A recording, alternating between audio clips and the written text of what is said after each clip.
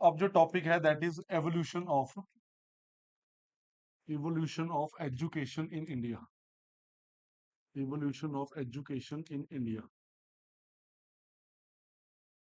देखो मतलब इंडिया में जो एजुकेशन सिस्टम है ये कैसे कैसे डेवलप होता है, इवॉल्व होना यानी कि ग्रेजुअली कैसे कैसे रिफॉर्म हुआ, कैसे डेवलप हुआ। तो इसकी देखो 5 स्टेजेस होंगी। पहले क्या होता था, जब ब्रिटिश यहाँ पे नहीं थे तो संस्थान तो होते थे यहाँ पे, संस्थान होते थे, जैसे मुस्लिम्स में मदरसा कल्चर है, हमारे यहाँ पे गुरुकुल कल्चर है, तो अपने संस्थान तो होते थे, लेकिन उस तरह फॉर्मल सिस्टम नहीं था कि कोई एफिलिएशन होगी, कोई यूनिवर्सिटी होगी, कोई डिग्री मिलेगी, इस तरह की व्यवस्था नहीं थी। तो अंग्रेज जब आए तो उसके बाद भारत का जो ये शिक्षा वाला सिस्टम है, एजुकेशन सिस्टम है, ये अलग अलग फेजेस में डेवलप होगा।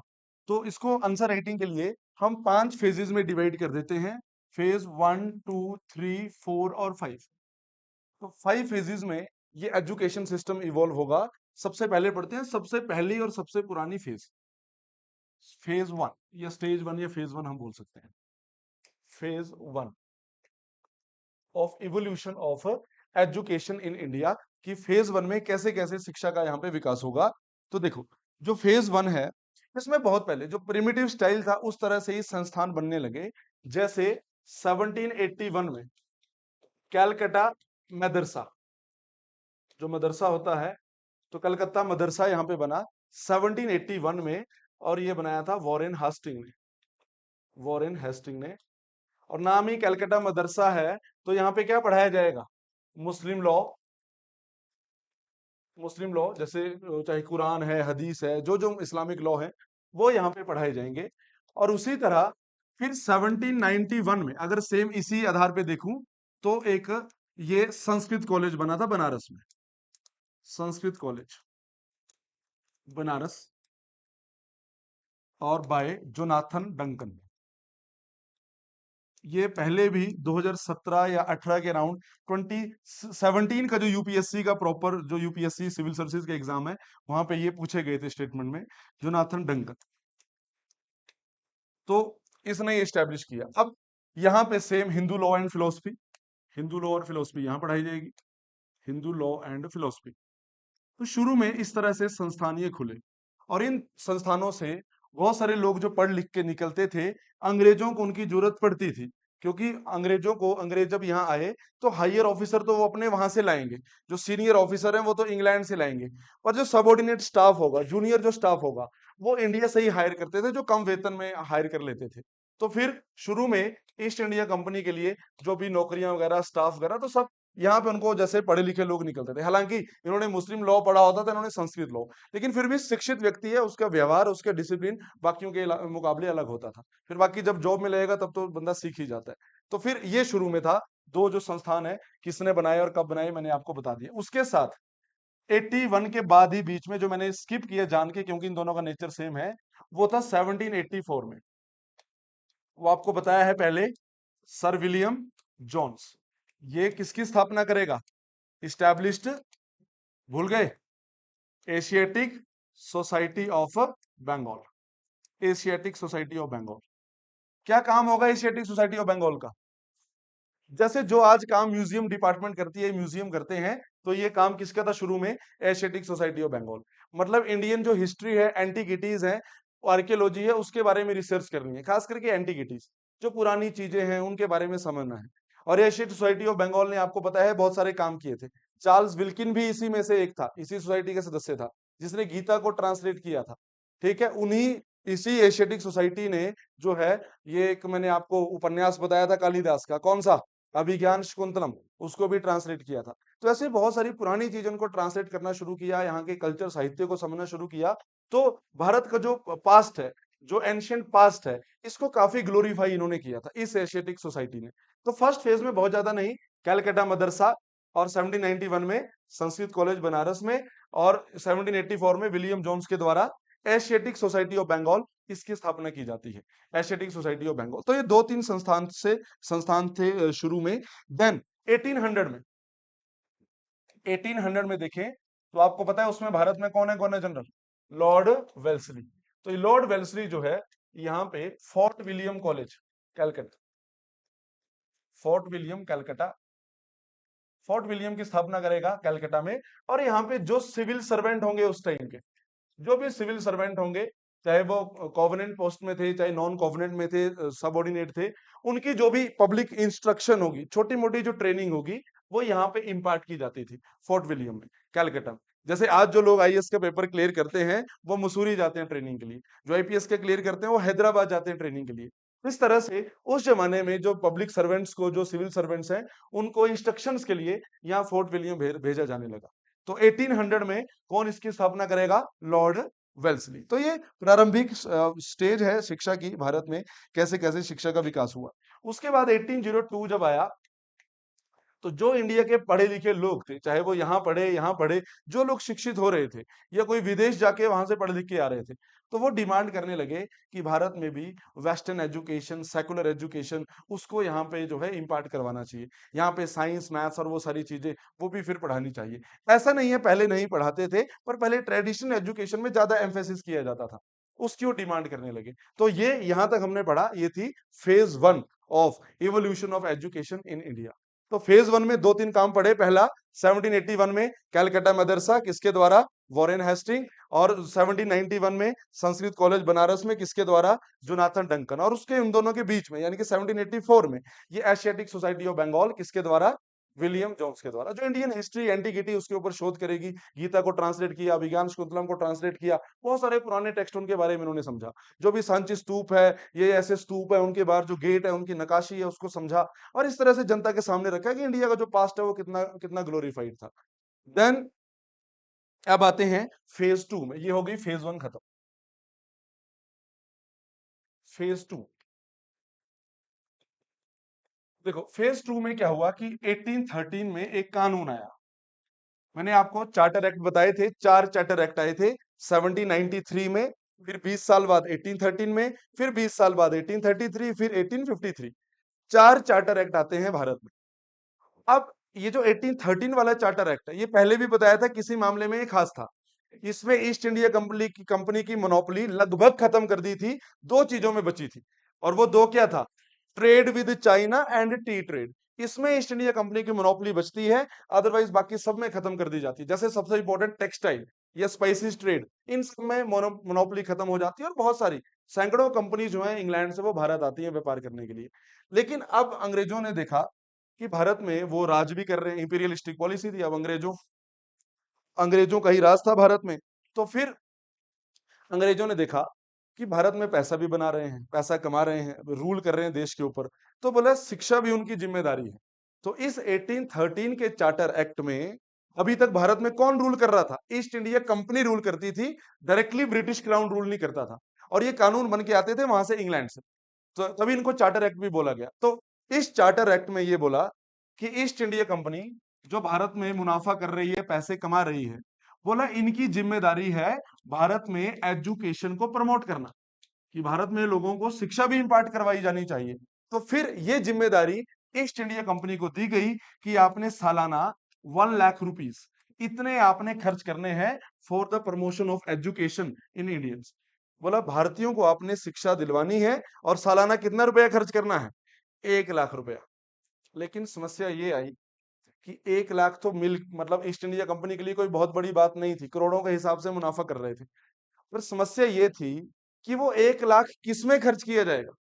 सोचो, एक यूनिवर्सिटी को आज 1 लाख रुपए दे दिए जाए, मान लो 1 लाख बहुत ज्यादा है, 1 करोड़ दे दिया जाए, तो यूनिवर्सिटी वालों को सोचना है ना कि हिस्ट्री डिपार्टमेंट में खर्च किया जाए, या साइंस में खर्च किया जाए, मैथ्स में किया जाए, इकोनॉमी डिपार्टमेंट में किया जाए। लेकिन तब समस्या ये थी कि ये जो 1 लाख दिया गया है, क्या ये ओरिएंटल ओरिएंटल स्टडीज में, मतलब जो हमारी ट्रेडिशनल शिक्षा थी, उसके प्रमोशन के लिए लगाया जाए, या इंग्लिश को बढ़ावा मिल रहा था भारत में, या बोला एंग्लिसिस्ट एजुकेशन के लिए लाई जाए, मतलब वेस्टर्न साइंसेज और इंग्लिश में शिक्षा देनी चाहिए, या जो हमारा ट्रेडिशनल सिस्टम चल रहा है ओरिएंटल, जिसमें जो हमारे धार्मिक किताबें या हमारे फिलोसफी, हमारे लॉज, वो सब पढ़े जा रहे थे, या वो वाले पढ़ाए जाने चाहिए। तो ये बड़ा कंफ्यूजन चलता रहा। तो ईस्ट इंडिया कंपनी पैसे खर्च कर ही नहीं पाई। 1823 आ गया, और एक पेनी तक जो है, 1 रुपया तक वहां से खर्च नहीं हुआ, जो 1 लाख रुपया खर्च करने को बोला था। क्यों? क्योंकि कंट्रोवर्सी किसमें थी, कि इंग्लिश एजुकेशन में पैसा खर्च करना है कि ट्रेडिशनल एजुकेशन में खर्च करना है। फिर एक कमिटी बनाई जाती है 1823 के अराउंड, इस समस्या को सोल्व करने के लिए। General committee on public instruction.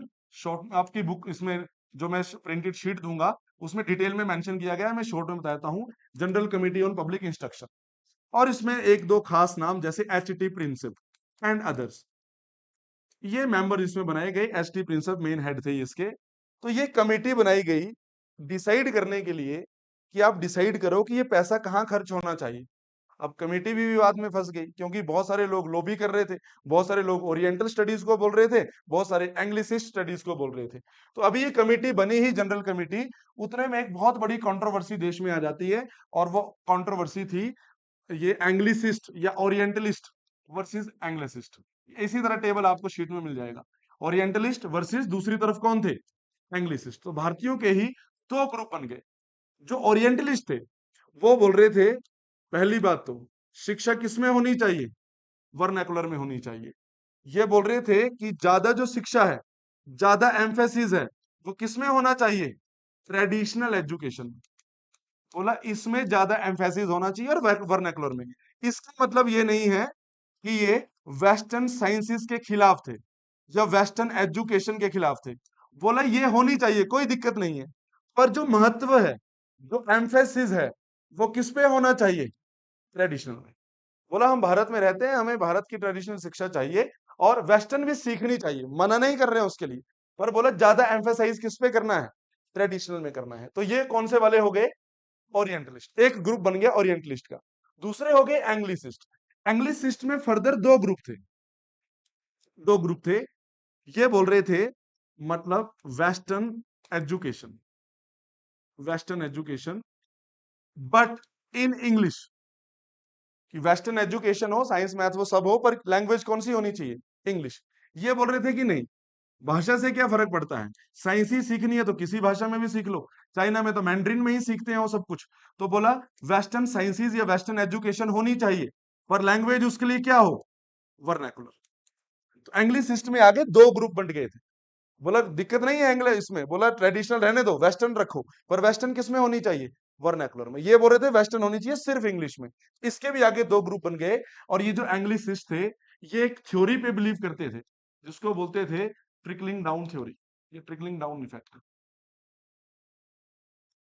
इनका मतलब ये था, बोला जो समाज में थोड़े बहुत शिक्षित हैं वही ज्यादा हायर स्टडीज के लिए जाएंगे, बोला वो इंग्लिश सीख लेंगे।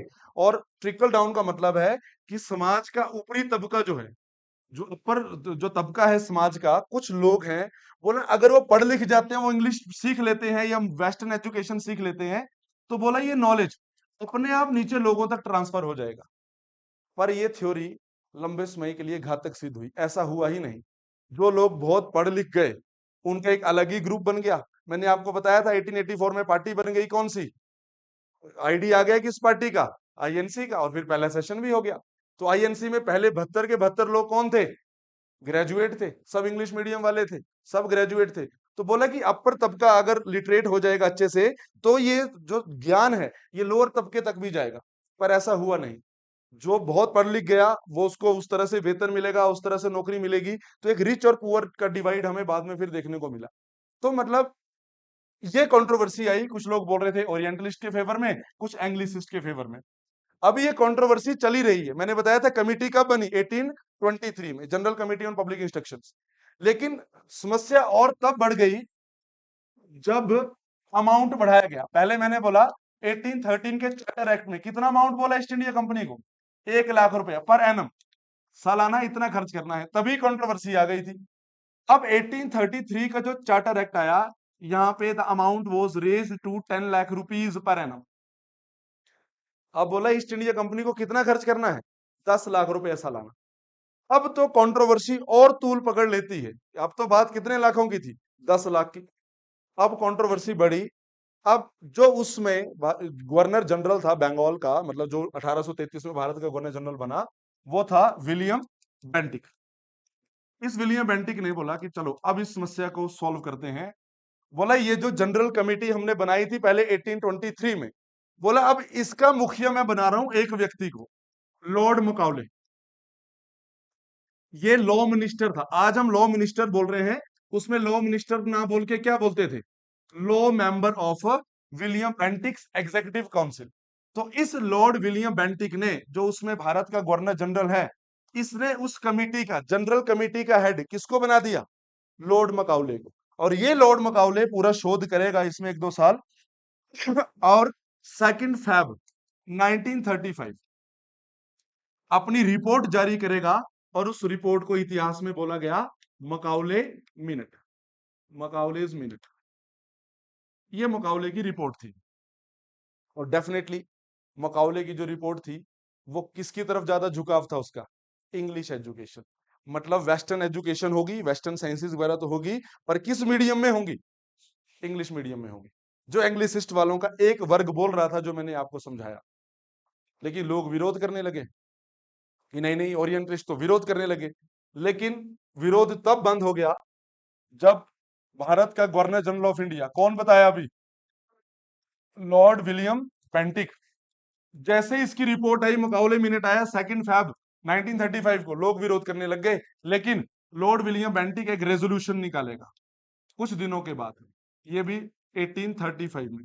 जब इसने रेजोल्यूशन ही निकाल दिया कि एक गवर्नर जनरल का हुक्म है कि जो रिपोर्ट है वो फाइनल है और अब किसी को समस्या नहीं होनी चाहिए, तो ओरिएंटलिस्ट अपने आप शांत शांत हो गए। अब सोचो, जब बोला कि ये जो 10 लाख रुपए सालाना होगा, ये ट्रेडिशनल एजुकेशन पे नहीं बल्कि किस पे खर्च किया जाएगा? एंग्लिसिस्ट एजुकेशन में। तो यहाँ पे इस स्टेज के बाद हमारी जो वर्नाकुलर लैंग्वेजेस थी इनका पतन होना शुरू हो जाएगा। जो ओरिएंटली स्टडीज थी, इनका भी पतन होना शुरू हो जाएगा। पतन होने का मतलब यह है कि जब नई किताब छपनी है, मान लो कॉलेज बनना है, यूनिवर्सिटी बननी है, उसकी लाइब्रेरी होगी, तो अगर कोई बोलेगा कि ट्रेडिशनल लैंग्वेजेस जो हैं उनको भी रिसर्च के लिए लोगों को पैसे दो या उनकी किताबें भी पब्लिश करो, तो सरकार कोई खर्चा उसमें नहीं उठाएगी, अपने लेवल पे करना होगा। सरकार किसमें खर्चा उठाएगी, किसमें स्कॉलरशिप देगी? एंग्लिसिस्ट वाले में। तो ओरिएंटलिस्ट लैंग्वेजेस जो थी, जो ट्रेडिशनल लैंग्वेजेस थी, जो स्टडीज थी, उनको नेग्लेक्ट किया गया with the course of time. और धीरे धीरे लोग जो है वो ज्यादा किसकी तरफ शिफ्ट होने लगे? इंग्लिश एजुकेशन की तरफ। तो ऐसा बोला भी जाता है कि जो लॉर्ड मकाउले था, वो ऐसा भारत बनाना चाहता था, ऐसा इंडिया बनाना चाहता था, which is full of people, which is full of people Indian in blood and colour. बोला ऐसा वो भारत बनाना चाहता था जिसमें जो लोग हों वो इंडियन हो, पर किसके माध्यम से? Blood and colour. बोला लोग जो होंगे वो चमड़ी से भारतीय दिखेंगे, वो ब्लड से भारतीय होंगे, पर बोला English in taste and manners. बोला उनके जो टेस्ट होंगे वो कैसे होने चाहिए? इंग्लिश होने चाहिए। मतलब लोग इंडियन होंगे पर वो कपड़े अंग्रेजों जैसा पहनना शुरू करेंगे, लोग इंडियन होंगे पर उनको इंग्लिश चीजें पसंद आना शुरू होंगी। और with the course of time हुआ भी ऐसा। मतलब भारत में हर चीज का इंग्लिशकरण हुआ, छोटी छोटी चीजों से लेकर बड़ी, चाहे म्यूजिक हो, चाहे पेंटिंग्स हो, हर माध्यम में जो है आपको पता है कि एंग्लिसाइजेशन इंडिया में बहुत ज्यादा उस जमाने में हो रहा था। तो ये लॉर्ड मकाउले के ऊपर बोला जाता है कि उसे ऐसा भारत चाहिए था जिसमें वो ऐसे इंडियन देखना चाहता था, विच आर इंडियन, पर किस सेंस में? Blood and colour, but British in taste and manners. बोला उनके टेस्ट ब्रिटिश होने चाहिए, उनको इंग्लिश एजुकेशन का शौक होना चाहिए। तो मतलब रहेंगे भारतीय पर उनके टेस्ट ज्यादा ब्रिटिश होंगे, ब्रिटिश जैसे सूट बूट पहनना शुरू करेंगे। और ऐसा ही होता भी था। जो भी व्यक्ति यहाँ से इंग्लैंड पढ़ने जाता था, कुछ होता था, और जब वो वापिस आता था तो उसकी ड्रेस, वेशभूषा सब अलग होती थी। जो व्यक्ति पढ़ लिख जाता था वो अंग्रेजों के समान दिखने के लिए उसकी ड्रेस सारी चेंज हो जाती थी। आम इंसान धोती लंगोट वो सब पहनता था, जो पढ़ा लिखा व्यक्ति सूट बूट पहनता था।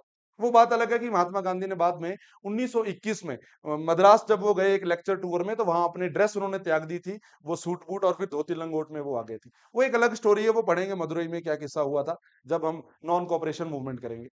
अदरवाइज जैसा मुकाउले चाह रहा था ऐसा with the course of time हुआ। तो फिर ये है मुकाउले मिनट। ये हम पढ़ रहे हैं कौन सी फेज? Second phase.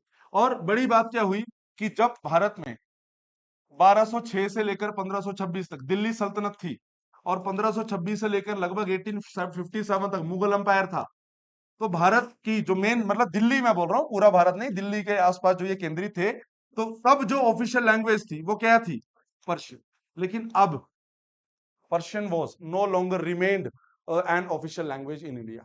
अब पर्शियन ऑफिशियल लैंग्वेज ना रही मकाउले मिनट के बाद, और ऑफिशियल लैंग्वेज क्या बन गई? इंग्लिश। तो जिससे बहुत ज्यादा प्रभावित होंगे अशरफ। अशरफ होते हैं मुस्लिम एलिट।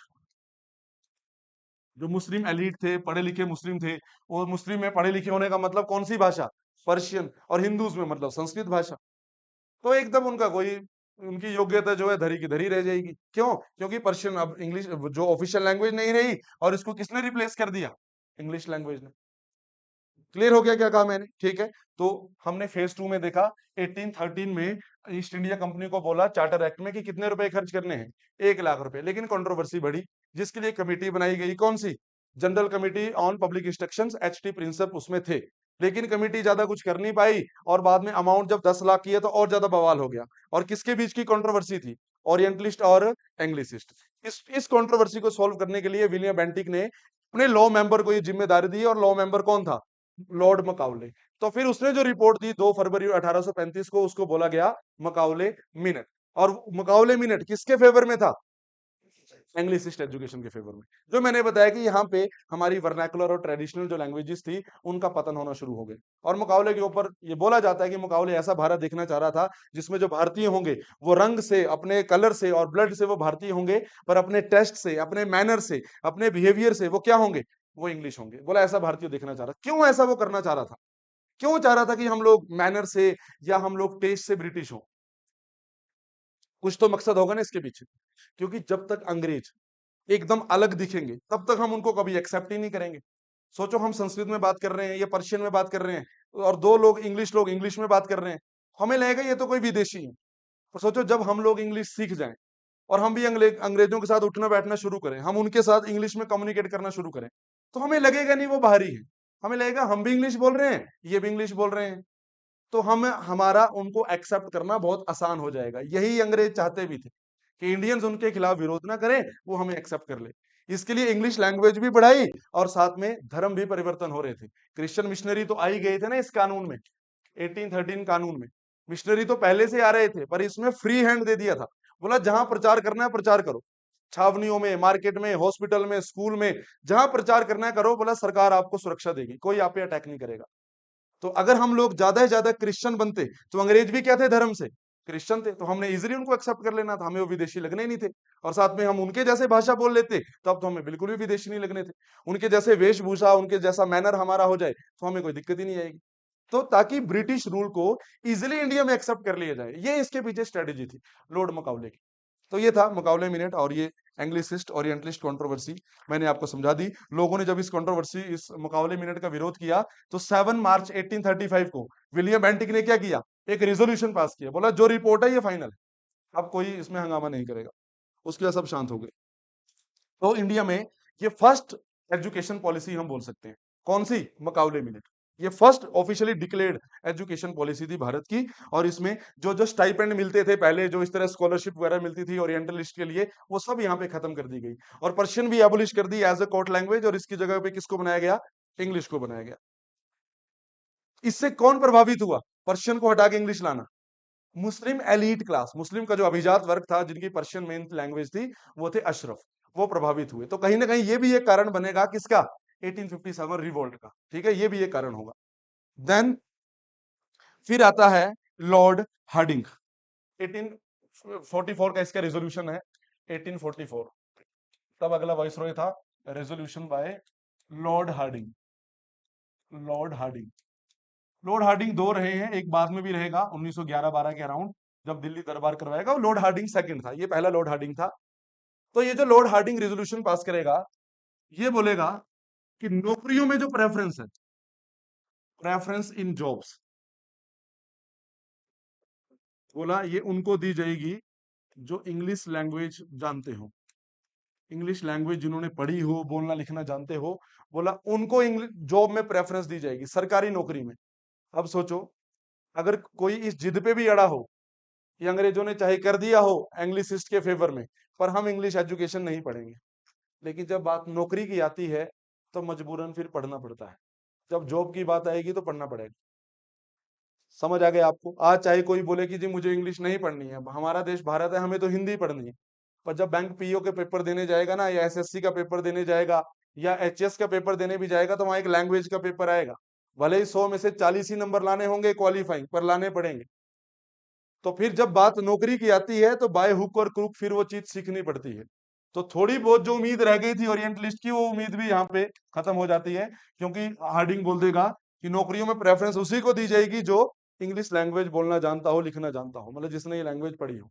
अब तो लोग सीखना शुरू करेंगे इंग्लिश, अब धीरे धीरे और ज्यादा इंग्लिश के करीब आना शुरू करेंगे।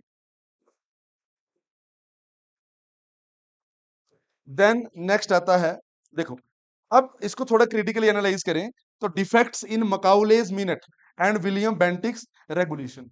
इसका डिफेक्ट सिंपली ये है कि इन्होंने किस लैंग्वेज को नजरअंदाज कर दिया, वर्नैकुलर को, वर्नैकुलर को नजरअंदाज कर दिया। और ये सीधी सीधी इसके मुकाबले मिनट किस थ्योरी पे बेस्ड था, ट्रिकल डाउन थ्योरी। बोला कुछ लोग अगर शिक्षित हो जाएंगे इंग्लिश और वेस्टर्न एजुकेशन में, तो समाज में अपने आप ये ज्ञान चला जाएगा। पर क्या ऐसा हुआ लंबे समय में? ऐसा नहीं हुआ, एक डिवाइड बन के रह गया, एक इंग्लिश मीडियम का और हिंदी मीडियम का या ओरिएंटलिस्ट का एक पूरी तरह से डिवाइड बन के रह गया, जो कोई ट्रिकल डाउन इफेक्ट नहीं हुआ। तो ये, और साथ में हम बोल सकते हैं कि जब वर्नाकुलर को नेग्लेक्ट कर दिया गया, तो टेक्निकली किसको नेग्लेक्ट कर दिया गया, neglect of a mass education, neglect of mass education. ये मेंस के लिए पॉइंट होते हैं, मेंस में सीधा बन जाएगा क्वेश्चन। मुकाबले मिनट क्या था, डिटेल में लिखिए और क्रिटिकली एनालाइज कीजिए। तो पॉजिटिव पॉइंट तो ये था कि भारत में एटलीस्ट पहली एजुकेशन पॉलिसी थी, पहली ऑफिशियली डिक्लेयर्ड एजुकेशन पॉलिसी थी। पर नेगेटिव पॉइंट क्या रहेगा, किसको नजरअंदाज किया गया, मास एजुकेशन को, क्योंकि ज्यादा मासिस तो कौन सी लैंग्वेज जानते थे, वर्नाकुलर। वर्नाकुलर को नजरअंदाज किया, मास एजुकेशन को नजरअंदाज किया। और ये थ्योरी पूरी तरह से किस पे बेस्ड थी, ट्रिकल डाउन थ्योरी पे। ये पूरा जो मुकाबले मिनट था, हालांकि वो लंबे समय के लिए सही साबित नहीं हुई, तो मासिस को यहाँ नेग्लेक्ट किया गया, मास एजुकेशन को नेग्लेक्ट किया गया। देन नेक्स्ट आता है फेज 3, 1854 से 1900 तक चलेगा फेज 3, 1854 से 1900। देखो भारत में एक वाइसरॉय था लॉर्ड डलहौजी, 1848 से 1856। लॉर्ड डलहौजी पे कई बार क्वेश्चन आ जाता है कि लॉर्ड डलहौजी का जो टाइम टाइम पीरियड था उसको क्रिटिकली एनालाइज करो, या he was the maker of, या he should be called the maker of modern India, critically analyse. तो उसके नेगेटिव पॉजिटिव पॉइंट हमने दोनों बताने होते हैं। नेगेटिव पॉइंट तो क्या है कि उसने प्रिंसली स्टेट से पंगा लेना चाहा, कैसे, डॉक्ट्रिन ऑफ लैप्स लेके आ गया, पेशवा की जो नाना साहिब है उनकी पेंशन कैंसिल कर दी, और अवध को उसने एनेक्स कर लिया, किस प्रीटेक्स्ट पे, on the pretext of male administration या मिस गवर्नमेंट। तो ये तो उसके बुरे बुरे काम थे।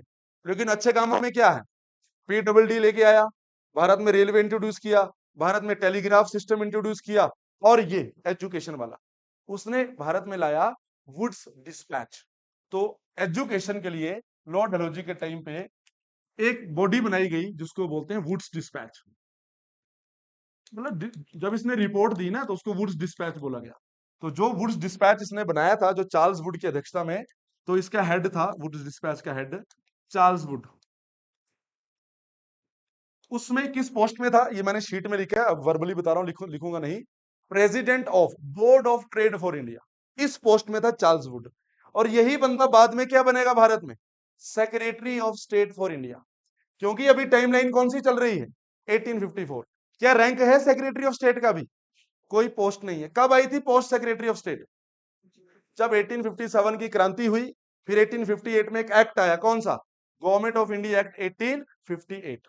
उसमें बोला कि अब भारत में ईस्ट इंडिया कंपनी एबोलिश हो जाएगी, बोर्ड ऑफ जो गवर्नर वगैरह थे, कोर्ट ऑफ डायरेक्टर सब एबोलिश हो जाएंगे। अब इंडिया में हेड होगा कौन, गवर्नर जनरल ऑफ इंडिया या फिर वाइस रॉय, वो व्यक्ति एक ही होगा, ओहदे दो अलग अलग होंगे, मैंने आपको समझाया था। और उसके ऊपर इंग्लैंड में कौन बैठेगा, secretary of state for India, और उसके ऊपर होगी फिर क्वीन। वो सेक्रेटरी ऑफ स्टेट कैबिनेट का मेंबर होगा और ब्रिटिश पार्लियामेंट में बैठेगा। तो ये बाद में बना था, सेकंड सेक्रेटरी ऑफ स्टेट बना था। लेकिन अभी वो किस पोस्ट में था, president of board of trade. इसका ये प्रेसिडेंट था भारत में, चार्ल्स वुड करके जो व्यक्ति था। तो इसको इसका हेड बनाया गया और बोला कि एजुकेशन पे एक रिपोर्ट दीजिए। और चार्ल्स वुड जो है, ये बहुत अच्छी रिपोर्ट उस जमाने के हिसाब से सबमिट करेगा, और उसके इतिहास में क्या नाम दिया, वुड्स डिस्पैच। और इस वुड्स डिस्पैच का सबसे पहला पॉइंट, ये जो वुड्स डिस्पैच है, इसको बोलते हैं, इसने इतने अच्छे पॉइंट रखे।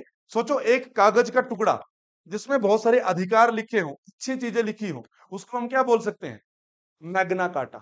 मैंने बताया था ना, मैग्ना कार्टा का मतलब क्या है, कोई एक चार्टर, कोई एक डॉक्यूमेंट जिसमें किसी तरह के राइट्स हमें दिए गए हों, उसको मैग्ना कार्टा बोलते हैं। जैसे भारतीय संविधान का मैग्ना कार्टा क्या है? Part 3 fundamental rights.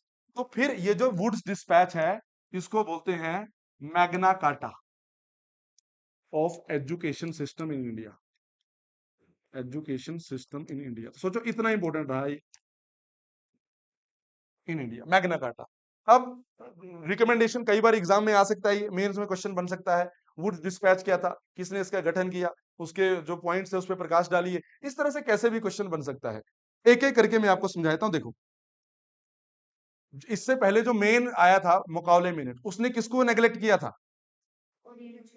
वो तो था ही, साथ में मास एजुकेशन को। तो इसने बोला कि मास एजुकेशन जो है ये सरकार की जिम्मेदारी है। पहली बात, मास education is the responsibility of government, ये एक पॉइंट बनेगा।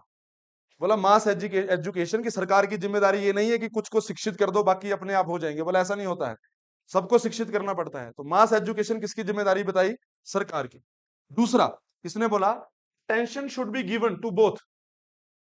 बोला वर्नाकुलर भी जरूरी है, किस लेवल पे? प्राइमरी में। मतलब जब बच्चे की प्राइमरी शिक्षा होगी तो वो ज्यादा हम किस में इंपार्ट कर सकते हैं? वर्नाकुलर में। और जब वो हाई में जाएगा, हाई स्कूल में जाएगा, तो बोला तब इंग्लिश हो सकती है। पूरी तरह से इंग्लिश नहीं, एंग्लो वर्नाकुलर हम बोल सकते हैं, मतलब इंग्लिश भी होगी वर्नाकुलर भी होगी, पर प्राइमरी शिक्षा पूरी तरह से किसमें होनी चाहिए? वर्नाकुलर में। क्योंकि तभी मास एजुकेशन हो पाएगी, बच्चे को लर्निंग में आसानी रहेगी। जिसमें रोज वो अपने घर वालों से बात करता है, रोज उसका अपने दोस्तों से बात करता है, उसी लैंग्वेज में स्कूल में पढ़ाया जाए तो बोला जल्दी वो बच्चा जो है उसको ग्रैस्प कर लेगा। तो ये मास एजुकेशन, दूसरा इंग्लिश एंड वर्नाकुलर। और ये जो मैंने बताया प्राइमरी और हाई, तो बोला ये है hierarchy of schools. Hierarchy of schools, बोला ऐसे हायरार्की होनी चाहिए स्कूल्स की, कि पहले प्राइमरी, फिर हाई, फिर सेकेंडरी, फिर यूनिवर्सिटी, इस तरह हायरार्की होनी चाहिए। और उसमें लैंग्वेज चेंज होनी चाहिए, पहले वर्नाकुलर और उसके बाद हाई, मतलब हाई में एंग्लो वर्नाकुलर, फिर चाहे पूरी तरह से इंग्लिश आप कर सकते हैं। So that is hierarchy of school. Then और कई पॉइंट है, वो इतनी जरूरी नहीं है, जैसे मैं आपको बताता हूं। बोला कि डिस्ट्रिक्ट लेवल पे भी कॉलेजेस होने चाहिए, और उसके बाद बड़े लेवल पे, स्टेट लेवल पे, इस वुड्स डिस्पैच ने बोला था कि यूनिवर्सिटीज होनी चाहिए। इंग्लैंड की यूनिवर्सिटीज पे मॉडल्ड। बोला तीन बड़ी बड़ी प्रेसिडेंसी जो टाउन्स हैं, कौन से? मद्रास, बंगाल और बॉम्बे। बोला यहाँ यूनिवर्सिटीज बननी चाहिए। हालांकि बनी बाद में थी, लॉर्ड कैनिंग के टाइम पे बनी थी 1857 के राउंड। किसने बोला था बनाने को? लॉर्ड डलहौजी के टाइम पे। कौन सा डिस्पैच? Woods dispatch. तो ये भी लॉर्ड डलहौजी का कंट्रीब्यूशन है, जब हम उसको क्रिटिकली एनालाइज करेंगे। क्लियर हो गया? ठीक है। तो इसने बोला था कि जो लंदन यूनिवर्सिटी है उसके पैटर्न पे यहाँ पे बड़ी बड़ी यूनिवर्सिटीज बननी चाहिए, खास करके तीन presidency towns, Madras, Bombay and Bengal. बोला यहाँ तो बनने ही चाहिए। देन इसके अलावा और कई चीजें कि बोला जो टीचर्स हैं, टीचर्स बच्चे को तभी पढ़ा पाएंगे जब उनकी प्रॉपर ट्रेनिंग हो। तो टीचर ट्रेनिंग की भी बात की थी, और आज आपको पता है बीएड और इस तरह के कई कोर्सेज हैं टीचर ट्रेनिंग के लिए। तो बोला टीचर ट्रेनिंग भी बहुत ज्यादा जरूरी है। देन फीमेल एजुकेशन, मतलब वुमेन एजुकेशन को भी इसने एनकरेज किया। बोला महिलाओं को भी प्रॉपर शिक्षा मिलनी चाहिए। तो इस तरह से कई प्रोविजन थे। तो फीमेल एजुकेशन हो गया, और साथ में सेकुलर एजुकेशन। तो सेकुलर एजुकेशन और वुमेन या फीमेल एजुकेशन, बोला इसको भी एनकरेज करना है। तो ये सारे सारे पॉइंट मैंने आपको बता दिए। किसके पॉइंट है ये? वुड्स डिस्पैच के। तो वुड्स डिस्पैच मुकाबले मिनट का थोड़ा सा रिवर्सल बोल सकते हैं। मुकाबले मिनट पूरी तरह से इंग्लिश की तरफ झुकाव था, इसलिए बोला vernacular as well as English, बोला दोनों जरूरी है। हायरार्की ऑफ स्कूल होना चाहिए, शुरू में इंग्लिश, शुरू में वर्नाकुलर और बाद में इंग्लिश हो सकती है। बोला इससे मास एजुकेशन बढ़ेगी, कि बच्चा अगर इंग्लिश नहीं सीख पाया तो एटलीस्ट प्राइमरी वर्नाकुलर में पढ़ी होगी तो उसको काफी चीजें आती होंगी। देन यही इसकी रिकमेंडेशन, मोस्टली जो रिकमेंडेशन थी वो एक्सेप्ट भी की गई। और मैंने बताया 1857 के अराउंड तीन यूनिवर्सिटीज ओपन भी होती हैं, बड़ी बड़ी यूनिवर्सिटीज ओपन भी होती हैं। देन आता है next, Hunter education, sorry Hunter commission.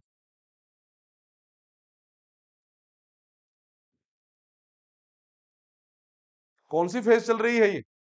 Phase 3, 1884 से 1854 से 1900 तक, ये फेज 3 है। फिर आ गया लॉर्ड रिपन। तो लॉर्ड रिपन का नाम भी अच्छे वाइसरॉयज में आता है। तो लॉर्ड रिपन भी कहां शांत बैठता? इसने 1882 में हंटर कमिटी या हंटर कमीशन हम बोल देते हैं। एक और हंटर कमीशन कमेटी है बाद में, कब? जब जलियांवाला बाग हत्याकांड होगा, उसकी इंक्वायरी के लिए बनी थी, वो बाद में, पर ये वाली एजुकेशन से संबंधित है। 1882 वाली।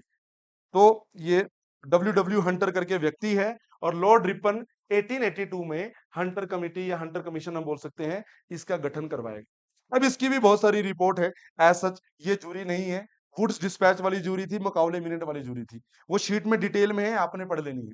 पर इससे क्वेश्चन कैसे बनेगा प्री में? क्वेश्चन बनेगा कि अरेंज दीज एजुकेशनल कमीशंस और कमिटीज इन अ क्रोनोलॉजिकल ऑर्डर। तो क्रोनोलॉजिकल ऑर्डर समझो, सबसे पहले 1813 का चार्टर एक्ट, उसके बाद मकाउले मिनट, उसके बाद बेंटिक रेजोल्यूशन, उसके बाद हार्डिंग रेजोल्यूशन, और उसके बाद वुड्स डिस्पैच, और अब उसके बाद हंटर। तो ये क्रोनोलॉजिकल ऑर्डर पता होना चाहिए। या बड़ा ही आसान सवाल होगा तो फिर match the following. Hunter commission है तो मैच करके 1882 आ जाएगा, वुड्स डिस्पैच है तो 1884 आ जाएगा, 1854 आ जाएगा, या वॉइसरॉय उस टाइम का बताना होगा। ठीक है, तो ये शीट में डिटेल में आपको मिल जाएगा। इसमें यही था कि to review the working of, मतलब जो उसके आधार पे काम हो रहे थे, वुड्स डिस्पैच के आधार पे जो काम हो रहे थे, बोला उसको रिव्यू करो। तो रिव्यू भी किया, और इसने फिर से बोला कि मास एजुकेशन होनी चाहिए, वुमेन एजुकेशन होनी चाहिए, फर्दर उस चीज के ऊपर इसने एम्फेसाइज किया हंटर कमीशन। वही same point, secular education, moral education, library facilities, ये बात भी इसने कही, बोला लाइब्रेरी फैसिलिटीज भी होनी चाहिए, लाइब्रेरी फैसिलिटीज वो भी होनी चाहिए। देन फीमेल एजुकेशन, सेम वो पहले भी पॉइंट था, फीमेल एजुकेशन, ये पॉइंट सेम ही है। तो मोस्टली मोस्टली वुड्स डिस्पैच जैसे ये बनाया इसलिए गया था कि उसकी जो वर्किंग है उसको रिव्यू करें। ठीक है, अच्छे से काम हो रहा नहीं हो रहा है तो उसने फिर से रिव्यू करके बताया, और इसके आधार पे ये पंजाब यूनिवर्सिटी 1882 के अराउंड और इलाहाबाद यूनिवर्सिटी 1887 के अराउंड ये बाद में बने थे। ठीक है, वो मेंशन किए गए हैं आपकी शीट में। देन अब आता है फेज 4। फेज 4 देखो, फेज 4 और 5 में कुछ बहुत इंपॉर्टेंट नहीं है, जनरल है। अब शीट ले लो और इसके माध्यम से ही मैं आपको एक्सप्लेन कर दूंगा, अब वो लिखने की जरूरत नहीं, शुरू के ये इंपॉर्टेंट थे जहां से क्वेश्चन बनता है डिटेल में।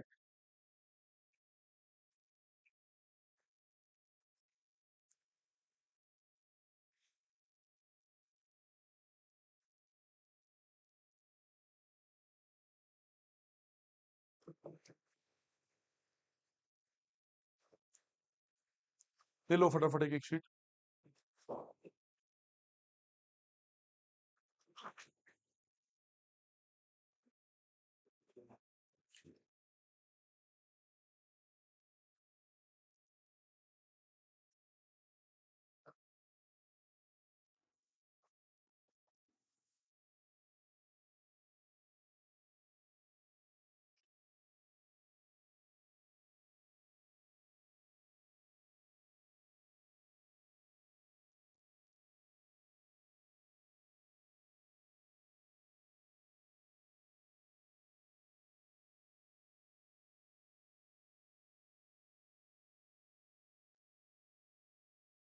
ये लॉर्ड कर्जन के समय में,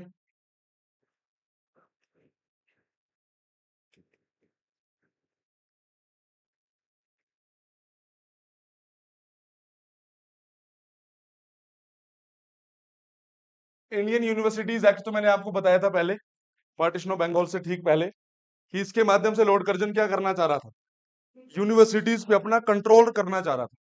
यूनिवर्सिटी की जो ऑटोनॉमी होती है उसको छीन के ज्यादा सरकार का कंट्रोल करना चाह रहा था। क्यों?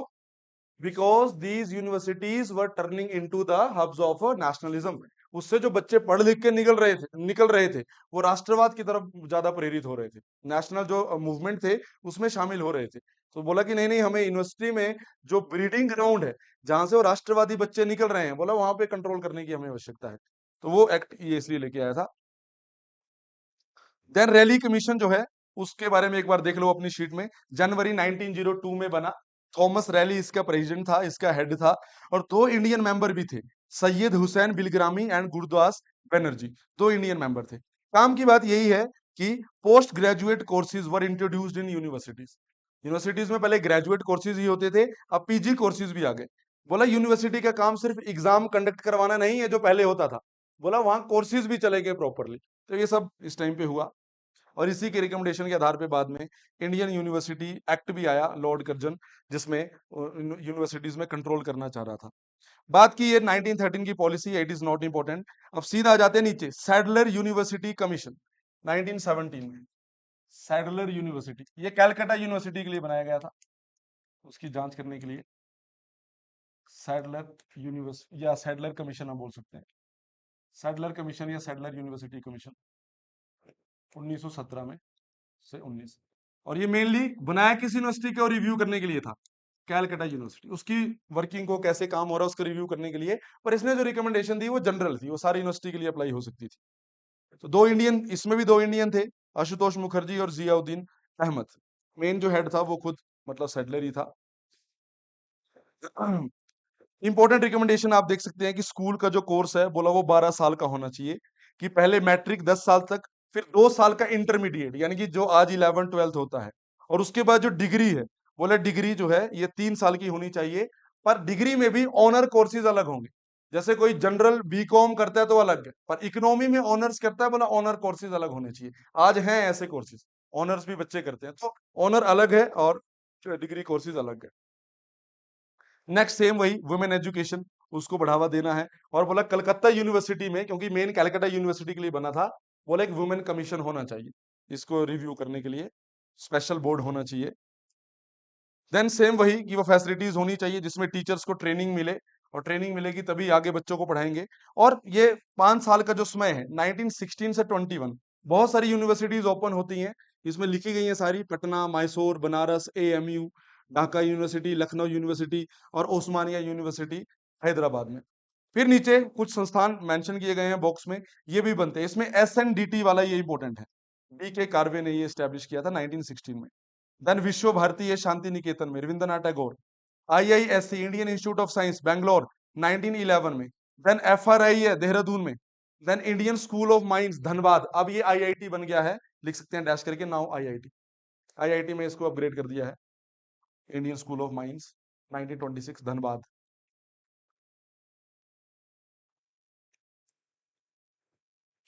अब आता है नेक्स्ट फेज 5 1921 से 47 के बीच।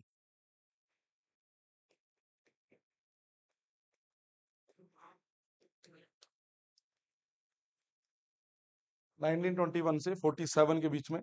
इसमें देखो पहली जो कमेटी है ना, दैट इज हारतोग। तो पहले तो टाइम लाइन ही आपको क्लियर होनी चाहिए, क्योंकि सबसे इंपॉर्टेंट क्वेश्चन तो यही बन जाएगा कि एक तो क्रोनोलॉजी और उनका पर्टिकुलरली ईयर। हारतोग कमेटी 1929।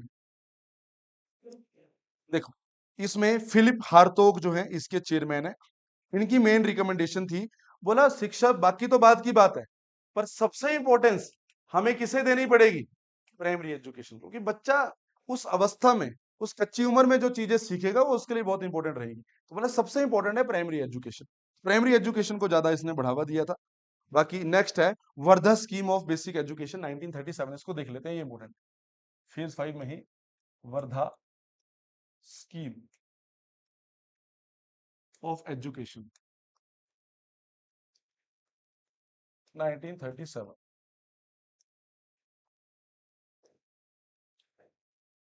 देखो ये इसलिए जुड़ी है क्योंकि 1937 में जो इलेक्शन हुए, राज्यों के जो चुनाव हुए, प्रोविंसेस के जो चुनाव हुए, उस चुनाव में 11 राज्यों में से 8 राज्यों में सरकार बनी थी इंडियन नेशनल कांग्रेस की। सोचो जो राज्यों की सरकारें होती हैं, जैसे आज हिमाचल में कांग्रेस है, पंजाब में आम आदमी पार्टी है, कहीं पे बीजेपी है, कहीं पे तृणमूल कांग्रेस है। उस समय जो भारत के 11 राज्य थे, 8 में किसकी सरकार बनी, इंडियन नेशनल कांग्रेस की। और ये जो एजुकेशन सब्जेक्ट था, ये किसका सब्जेक्ट था, जैसे आज पुलिस जो सब्जेक्ट है वो स्टेट सब्जेक्ट है, आज आर्म्ड फोर्सेस जो है वो सेंट्रल सब्जेक्ट है। तो एजुकेशन प्रोविंशियल सब्जेक्ट था, और 11 में से 8 में किसकी सरकार थी, कांग्रेस की।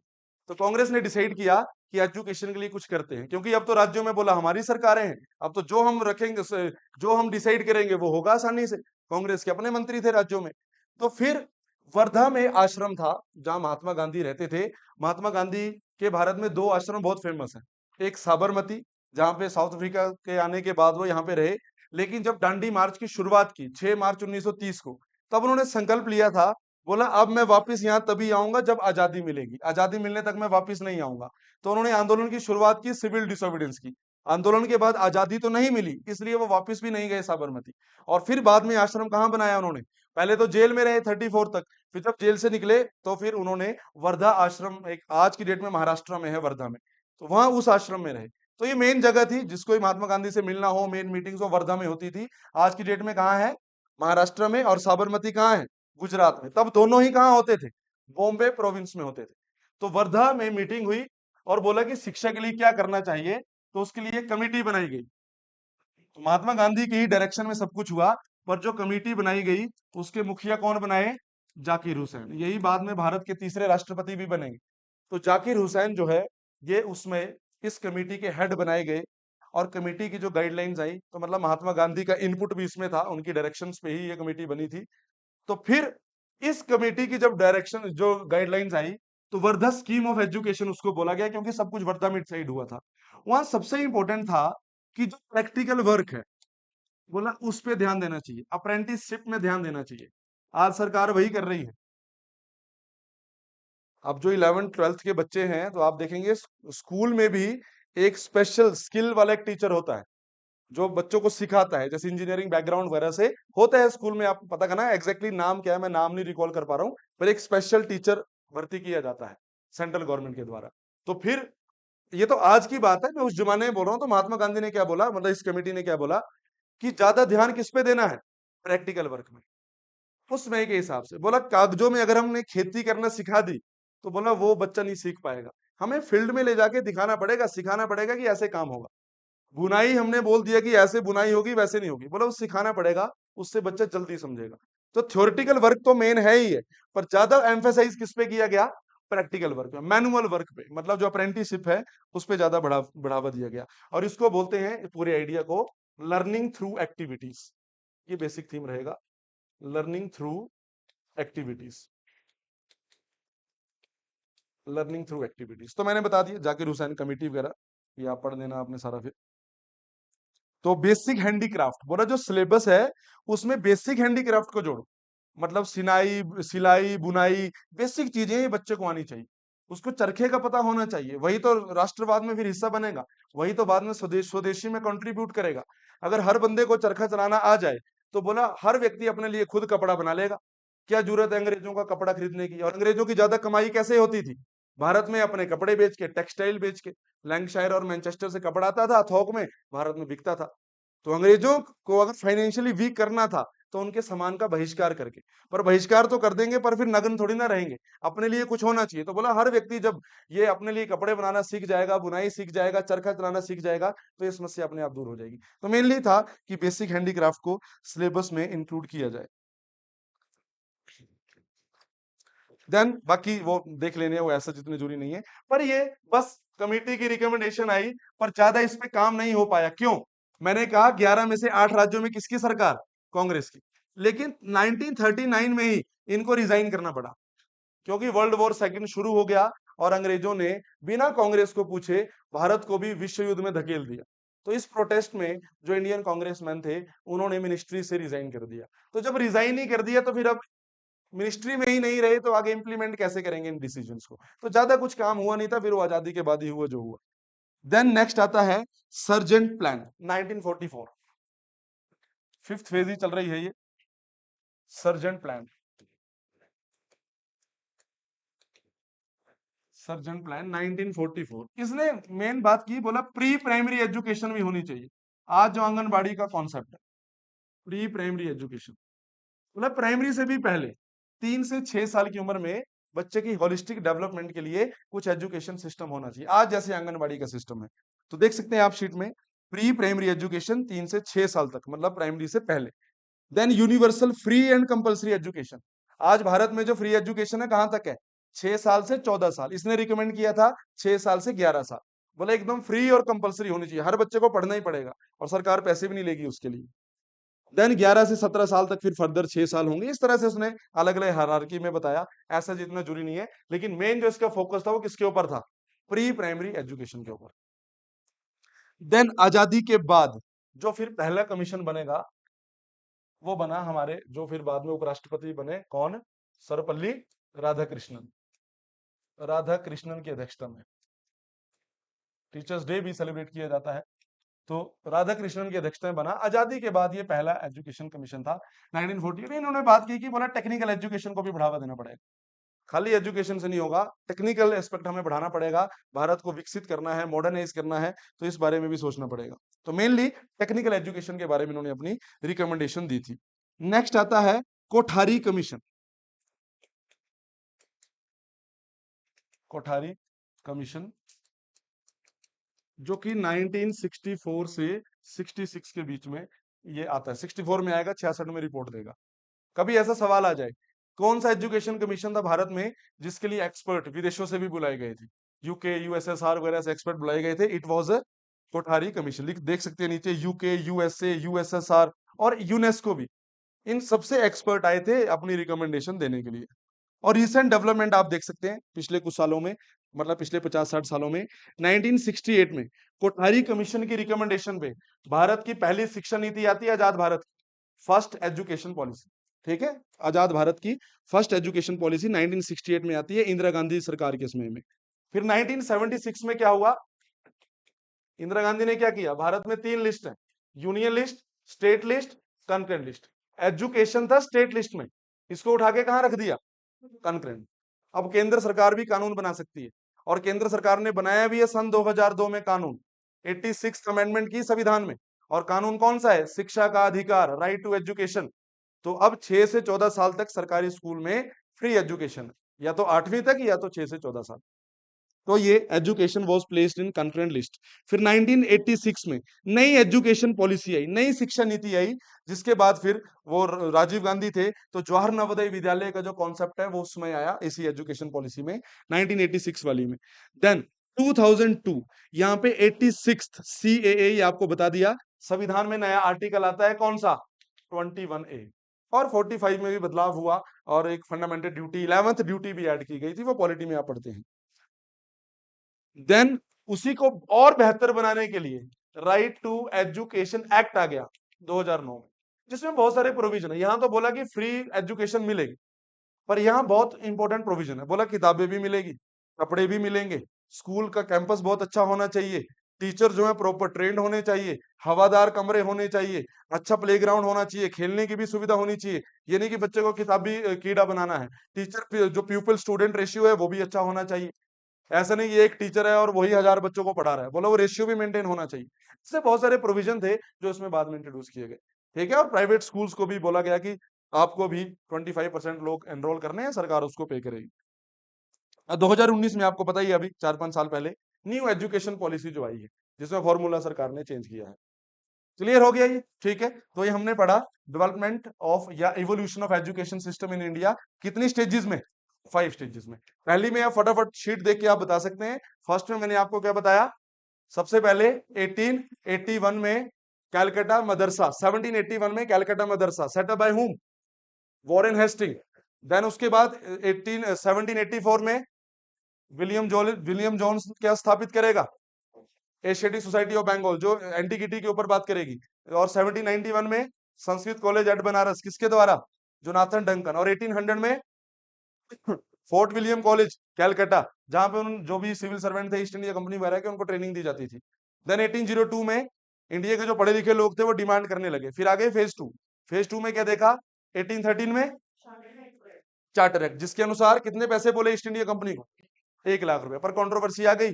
फिर 1823 में general committee on public instruction बनाई गई, मेन बंदा कौन था, एच टी प्रिंस, पर ज्यादा कुछ निष्कर्ष नहीं निकला।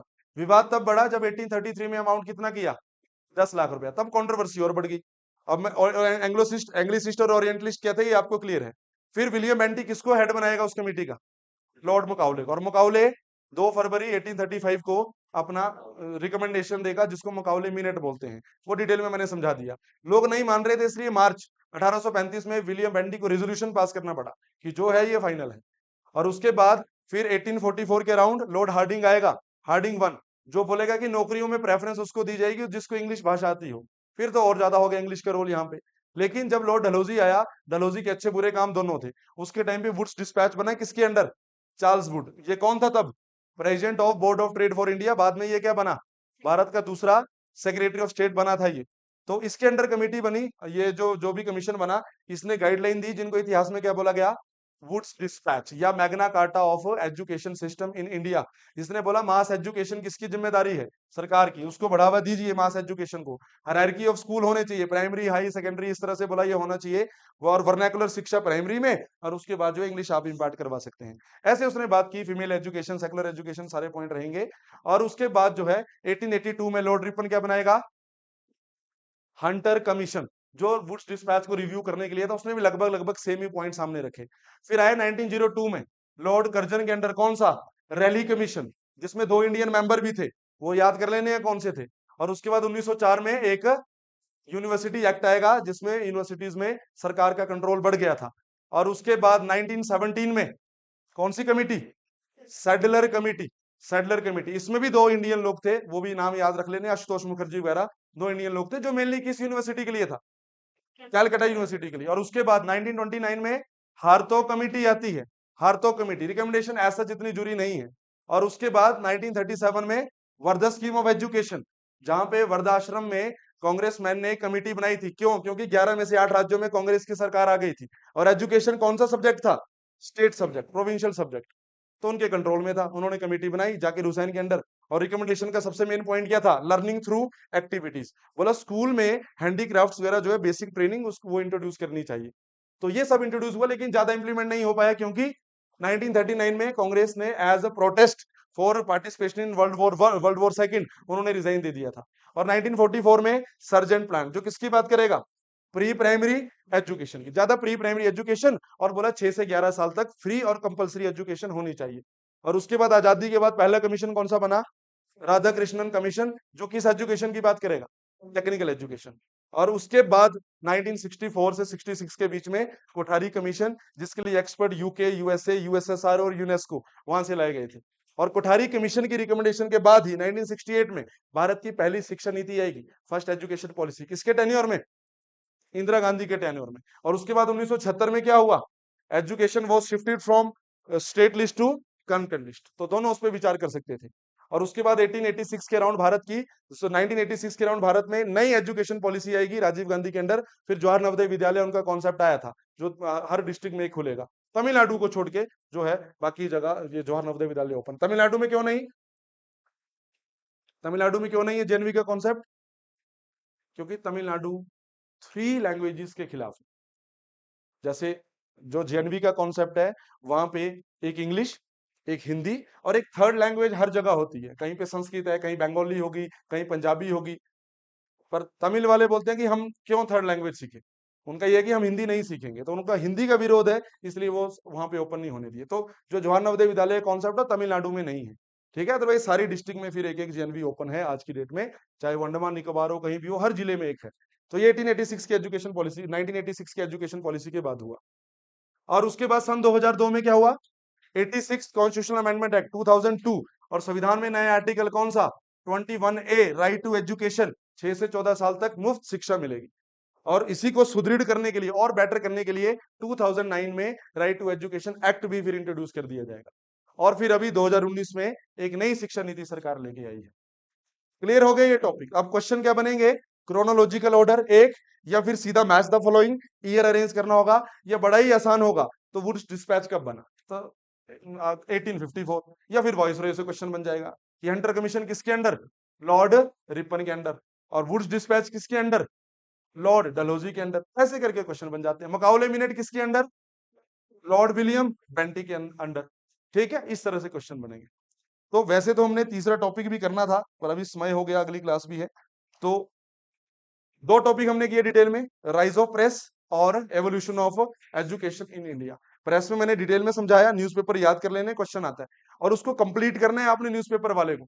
अभी नहीं, जब मैं आपको वो पर्सनैलिटीज का पीडीएफ दूंगा, जब हिस्ट्री खत्म होगी, तो जब आप वो पूरा पढ़ेंगे, जहां भी न्यूज़पेपर आ गया तो उस टेबल में आपने नोट डाउन कर लेना। और एजुकेशन वाला तो सफिशिएंट है, ये चाहे प्री हो चाहे मेंस हो, कवर हो जाएगा। तो एक जो रह गया अब रिवोल्यूशनरी वाला, फिर वो कल ही डिस्कस करेंगे।